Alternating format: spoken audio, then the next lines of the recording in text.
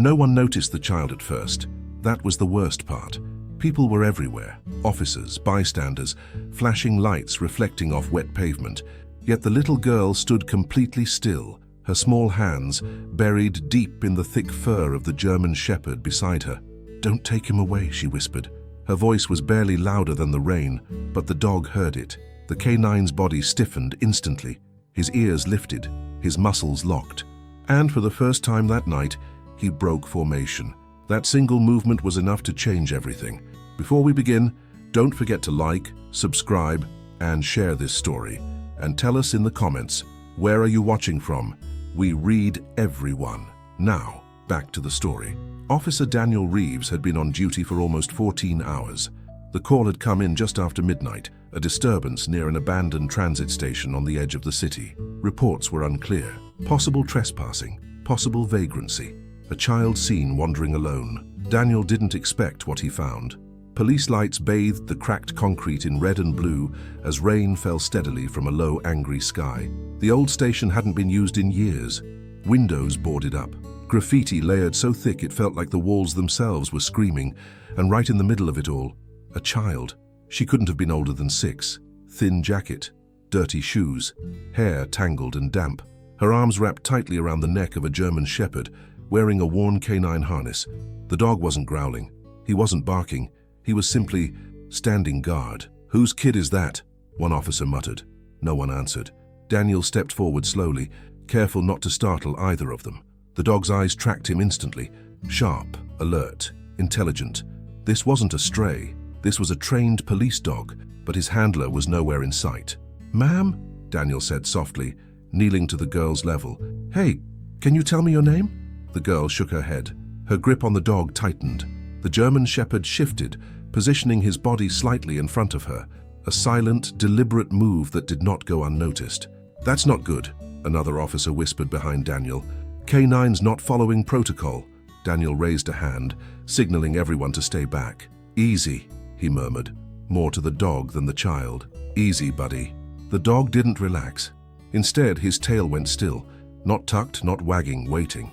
They tried again. A female officer approached from the side, her voice gentle. "Sweetheart, we just want to help you. Is this dog yours?" The girl finally looked up. Her eyes were red, her cheeks streaked with dirt and tears. "No," she said quietly. "I'm his." That answer froze the air. Before anyone could respond, the German shepherd pressed his head against the side of the girl's face, letting out a low, steady breath. Not a growl, not a warning, but something deeper. Comfort. Connection. Daniel had worked with canine units before. He knew the signs. This dog wasn't confused, he was choosing. Protocol didn't care about feelings. "All right," the sergeant said sharply, stepping forward. "We need to separate them. Find the dog's handler. The child goes to protective services." The girl's head snapped up. "No!" She buried her face into the dog's neck, shaking. "Please don't take him, he'll be scared." The dog reacted instantly. A low, unmistakable growl rolled from his chest. Not aggressive, protective. Every officer stiffened. Hands moved instinctively closer to holsters. "Control your dog," someone shouted, then stopped, because there was no handler, and the dog was very clearly refusing to move. Daniel's stomach twisted. This wasn't supposed to happen. Police dogs followed commands. They didn't attach themselves to children in abandoned stations. They didn't defy orders, unless something was very, very wrong. "Hold on," Daniel said firmly. "Nobody touches them yet." The sergeant frowned.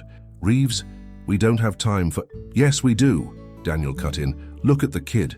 The girl's breathing was shallow. Her hands trembled. She leaned into the dog like he was the only thing holding her upright. And the dog hadn't taken his eyes off the shadows behind the station doors. Not once. Rain dripped from the edge of the broken roof. Somewhere in the distance, thunder rolled. Daniel crouched again, lowering his voice. "Hey, can you tell me why you're here?" The girl hesitated. Then she whispered something so quiet that only Daniel heard it. "He said not to leave." Daniel swallowed. "Who did?" She glanced down at the dog. "He did." The German shepherd lifted his head slightly. Amber eyes locked forward, ears pricked, waiting, guarding, as if he knew something no one else did. And in that moment, Daniel realized this wasn't about a lost child or a disobedient K9. This was a warning, and they were standing on the wrong side of it. The rain kept falling. It washed the graffiti in slow, dirty streaks down the station walls and pooled around the officers' boots. But the German shepherd didn't flinch. He stood like stone, shoulder pressed against the child's legs, eyes locked on the darkness beyond the broken doors. Daniel noticed something then. The harness. It was official, police issue, but old, frayed at the edges, the reflective striping dulled by years of use, and stitched into the side, barely visible beneath mud and wear, was a name, K9 Atlas. Daniel's pulse quickened. Atlas. He knew that name. Every officer in the district did. "Sergeant," Daniel said quietly, not taking his eyes off the dog. "This K9, his name is Atlas." The sergeant's expression changed instantly. "That's not possible," he muttered. "Atlas was retired months ago." "Retired?" Daniel echoed. "Yeah," another officer chimed in. "His handler was injured during a call, bad one. Atlas was pulled from active duty after that." Daniel felt a chill crawl up his spine. A retired K9, no handler, found guarding a child in an abandoned station at midnight. Nothing about this added up. Atlas shifted slightly, placing one paw forward, widening his stance.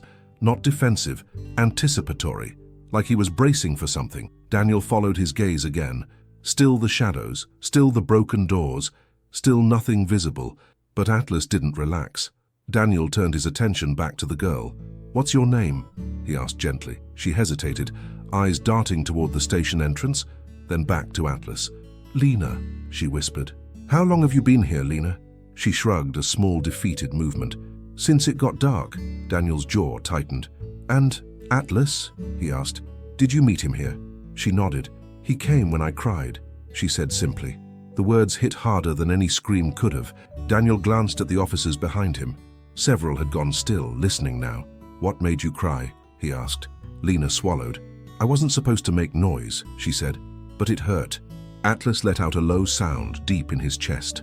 Not anger, grief. The sergeant cleared his throat. "We need to move them. Weather's getting worse." Daniel nodded slowly. "I agree, but we're not separating them." The sergeant stared at him. "Reeves." "Sir," Daniel interrupted, voice steady. "This dog hasn't left her side. He's alert, focused. He's not confused." Atlas flicked his ears at the sound of Daniel's voice, then settled again, watching. "This K9 isn't lost," Daniel continued. "He's doing exactly what he was trained to do." "Protect?" the sergeant asked skeptically. "No," Daniel replied quietly. "Prevent." That word landed heavy. Prevent what? They tried carefully. Daniel stood and offered his hand to Lena. "We're going to walk to the car together, okay? You and me. Atlas can walk beside us."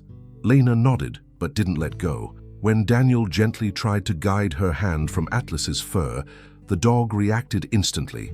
Not with teeth, with position. Atlas stepped forward, placing his body squarely between Daniel and the child. The movement was controlled, professional, a trained K9 maneuver. "Whoa," someone murmured. "He just blocked you." Daniel's heart hammered. Atlas wasn't panicking. He was asserting.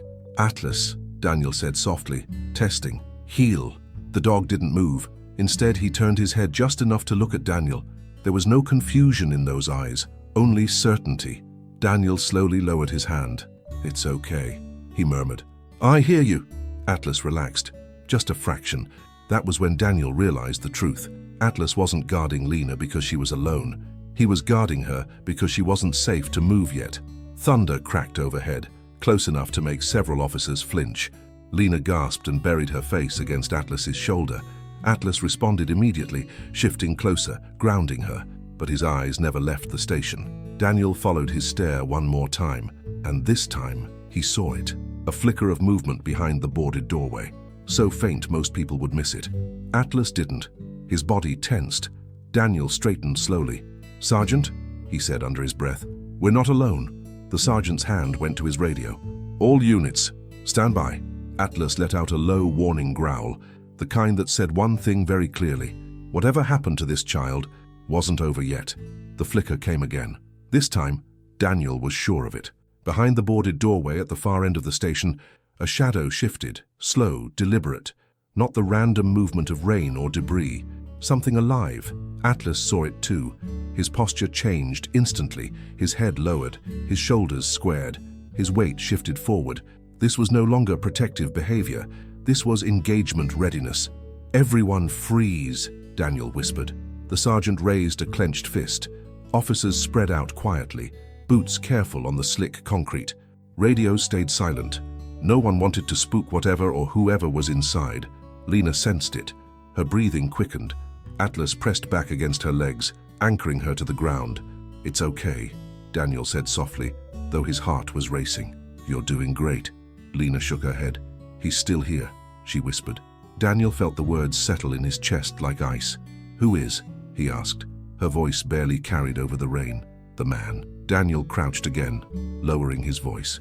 "Lena," he said gently, "I need you to tell me everything. Did someone bring you here?" She hesitated, eyes fixed on the dark doorway. "He said I could wait," she murmured. "That my mum would come." Atlas let out a low sound, half growl, half warning. Daniel clenched his jaw. "And did she?" he asked. Lena shook her head. "He got mad when I cried," she said. "That's when Atlas came." Daniel's pulse thundered. "Where did Atlas come from?" he asked. Lena finally looked at him. "He came out of the dark," she said. "He stood in front of me." Daniel closed his eyes briefly. A retired K9, alone, responding to a child's cry in an abandoned station. This wasn't coincidence. This was instinct colliding with something unfinished. The sergeant whispered into Daniel's ear, "Backup is en route. We can clear the building." Daniel nodded slowly, but Atlas didn't move. Instead, he took one step forward, toward the doorway. A warning. Daniel understood. "Atlas," he murmured. "Stay." The dog hesitated, then froze. Trust. That single moment told Daniel everything he needed to know. Atlas wasn't disobeying because he couldn't. He was disobeying because he knew the stakes. The board creaked. A hand appeared, dirty, trembling, pushing against the warped wood from the inside. Several officers raised their weapons. "Police!" the sergeant shouted. "Come out slowly with your hands visible." Silence. Then a voice. Rough, strained. "She's not supposed to be here anymore," the man muttered. Lena whimpered. Atlas snarled, full this time, not reckless, controlled. The sound echoed across the station like a warning siren. Daniel's blood ran cold. "That's him," Lena whispered. "That's the man who said not to tell." Daniel stepped forward. "Sir," he called out, "step away from the doorway and lie face down." The man laughed bitterly. "She's nothing," he said. "Just a kid who got in the way." Atlas lunged. Daniel tightened the leash just in time, but the message was clear. Atlas wasn't reacting to threat. He was reacting to recognition. This man wasn't just dangerous, he was familiar. Officer Kim's voice crackled through Daniel's earpiece. "Daniel, I pulled Atlas's retirement file." Daniel's heart skipped. "What does it say?" Silence. Then, his handler wasn't injured in an accident. It was an assault, involving a child exploitation investigation. Daniel's grip tightened. "And the suspect?" "Never convicted," Kim said quietly. "Went off the radar." Daniel stared at the doorway, at the trembling hand still visible through the crack, at Atlas, vibrating with controlled fury. The pieces snapped together with sickening clarity. Atlas wasn't just guarding Lena. He recognized the man who hurt children. The standoff ended fast after that. Backup arrived. The man was pulled out, screaming, hands cuffed, face finally visible under the lights. Atlas watched silently. No barking, no aggression, just eyes locked on the man until he was gone. Only then did Atlas turn away and collapse beside Lena. She sank to her knees, wrapping her arms around him. "He stayed," she whispered. "I told you he stayed." Daniel felt his throat burn. As paramedics checked Lena and officers secured the scene, Daniel knelt beside Atlas. "You remembered," Daniel murmured. "Didn't you?" Atlas didn't look up. He already knew. Some instincts never retire. The station was quiet again. Too quiet. The rain had slowed to a drizzle, and the flashing lights were gone, leaving behind a grey stillness that made everything feel heavier than before. Officers moved efficiently, securing evidence, speaking in low voices. Paramedics wrapped a blanket around Lena's shoulders. Through it all, Atlas never left her side. He sat close enough that his fur brushed her knee every time she shifted. Not crowding, not restraining, just present. Daniel noticed something else now. Lena wasn't shaking anymore. They moved Lena and Atlas into the back of a patrol vehicle. Doors open, heater on. Department rules would normally forbid it. Tonight, no one argued. Lena climbed in first, then turned back. panic flashing across her face. "Atlas?" she asked. The dog stepped up immediately, hopping inside with practiced ease, lying down at her feet like he'd done it 100 times before. Daniel closed the door gently. Inside the car, Lena's voice finally came out steady. "He didn't like dogs," she said softly. Daniel sat across from her. "The man?" She nodded. "He said dogs made noise. That noise makes people look." Atlas's ears twitched. Daniel swallowed. "So you learned to stay quiet?" Lena stared at the floor. "Yes." At the precinct, a child psychologist joined them. She spoke slowly, carefully, never rushed Lena, and little by little, the story emerged. Lena hadn't run away. She'd been taken from a bus terminal 3 days earlier. The man had promised to help her find her mother, told her to wait, told her not to talk. She cried at night, the psychologist said later, but she learned when it was dangerous to be heard. Daniel's chest tightened. "And Atlas?" he asked. The psychologist looked at the dog, now lying at Lena's feet, completely calm. "He disrupted that pattern," she said. "He made her feel safe enough to exist again." A K9 behavioral specialist reviewed the footage, Atlas's movements, his positioning, the way he mirrored Lena's breathing. "This isn't attachment," the specialist said quietly. "This is trauma recognition." Daniel frowned. "Recognition?" "Yes," she explained. Atlas didn't bond because Lena was vulnerable. He bonded because her fear matched something he'd encountered before. Daniel thought of the file, of Atlas's former handler, of the unsolved investigation. "He knew," Daniel whispered. The specialist nodded. He smelled it. By morning, the question no one wanted to ask hung heavy in the room. What happens next? Lena couldn't stay at the station. Atlas couldn't just stay with her. Or could he? Child services arrived again. Clipboards, soft voices, careful smiles. Atlas watched every movement. When one worker reached out to guide Lena away, Atlas stood, not aggressive, firm. Lena's fingers dug into his fur. Daniel stepped forward. "Give her a minute." The social worker hesitated, then nodded. Later, alone in the room, Lena looked up at Daniel. "Will he be mad if I sleep?" she asked. Daniel smiled gently. "I don't think so." She curled up on the couch, Atlas settling beside her without being told. Within minutes, she was asleep, deeply, peacefully. Daniel watched the rise and fall of her chest, and the dog who refused to look away. The truth was unavoidable now. Atlas hadn't disobeyed orders. He had followed the oldest rule he knew: protect the vulnerable, hold the line, don't leave until it's safe. And Lena had finally learned she didn't have to disappear to survive. Rules always arrive late. They come after the danger has passed, after the crying has stopped, after the truth is already sitting in the room, quiet, undeniable, inconvenient. They arrived just after sunrise. 2 supervisors, 1 representative from internal affairs, a folder thick enough to end a career. Daniel watched them enter from the far end of the hallway, their footsteps measured, expressions neutral. He knew that look. He'd worn it himself before. Across the room, Lena slept curled into the couch, Atlas pressed against her legs, one ear twitching at every sound. The moment the supervisor stopped walking, Atlas opened his eyes. The senior supervisor spoke first, voice low but firm. "This situation is irregular," Daniel nodded. "Yes, sir." "A retired K9 operating without a handler, attached to a civilian child," the man continued. "That violates multiple protocols." Daniel didn't argue. Atlas lifted his head. Lena stirred. "She's waking up," Daniel said quietly. "That's fine," the supervisor replied. "This won't take long." Those words landed wrong. Lena sat up slowly, confusion clouding her eyes. Atlas rose with her, moving instinctively to block the space between her and the strangers. "Who are they?" she whispered. Daniel knelt. "People who want to make sure you're safe." Lena looked at the men, then down at Atlas. "Are they taking him?" The room went still. No one answered.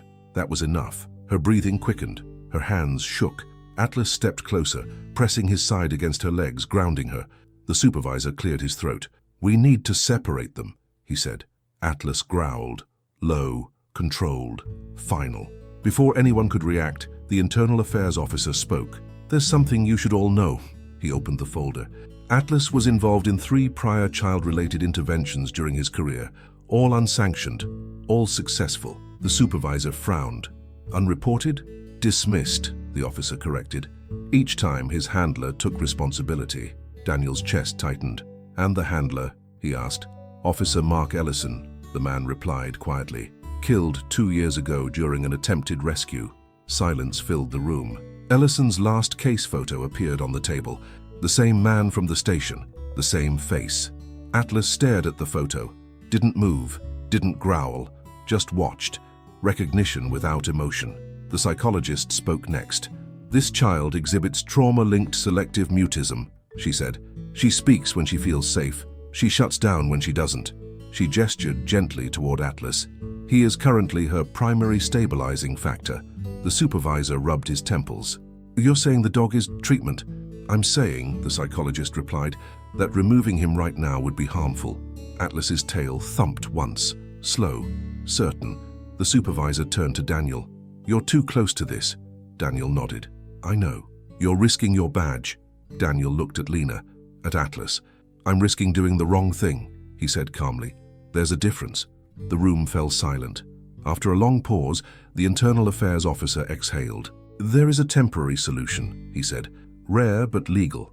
All eyes turned to him. Atlas can be reassigned as a therapeutic service animal, under supervision, limited conditions. Lena's eyes widened. He can stay? She whispered.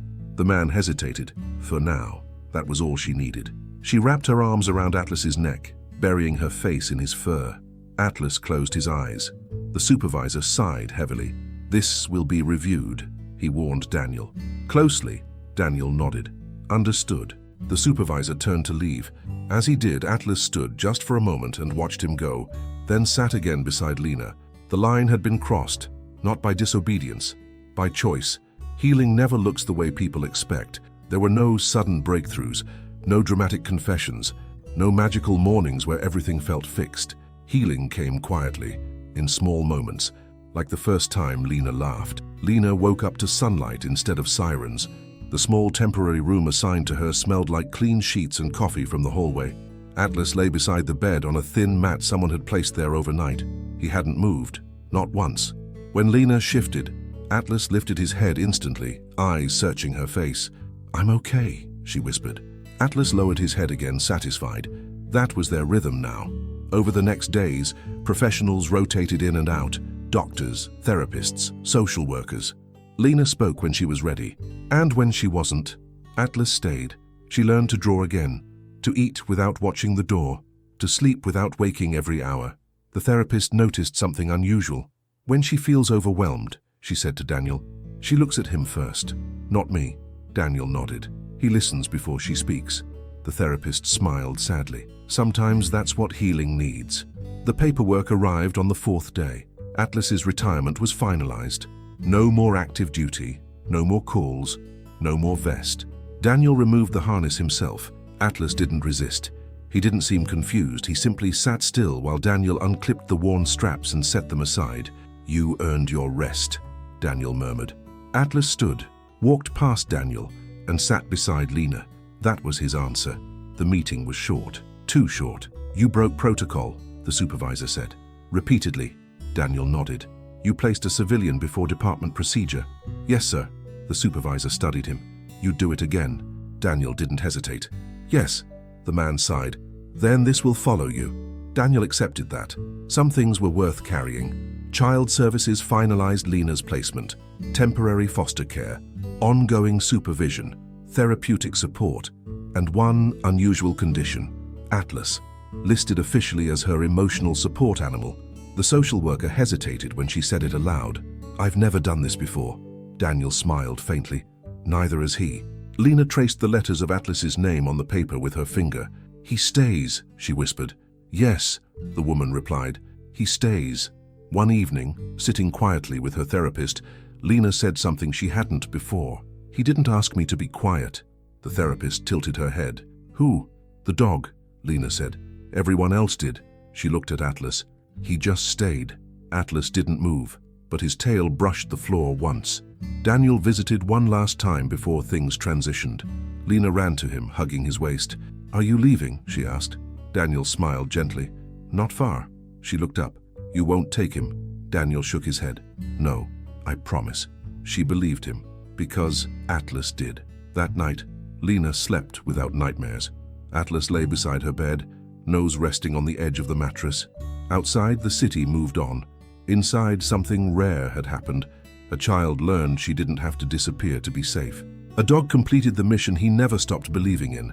People often think heroes are loud, that they arrive with flashing lights, raised voices, and clear victories.